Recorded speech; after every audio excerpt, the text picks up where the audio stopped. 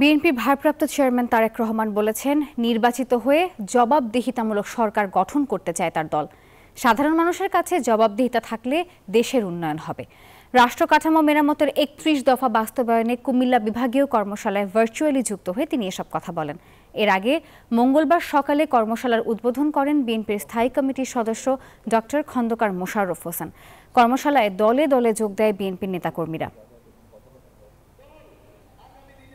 যারা রাষ্ট্রের দায়িত্বে, সরকারের দায়িত্বে থাকে, সেইগুলো প্রতিষ্ঠানের প্রত্যেকটি ব্যক্তির জবাবদিহিতা থাকে জনগণের কাছে, এবং সেজন্যই কিন্তু সেই দেশগুলোতে ভালো কিছু হয়, যার ফল দেশ এবং দেশের মানুষ ভোগ করে।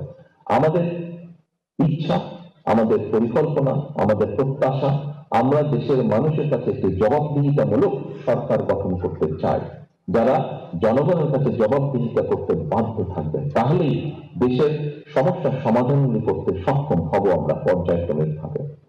এই যে মানুষের আস্থা, এই যে মানুষের বিশ্বাস আমাদের উপর বা আমাদের প্রতি, এটিকে ধরে রাখার দায়িত্ব কিন্তু আমাদের।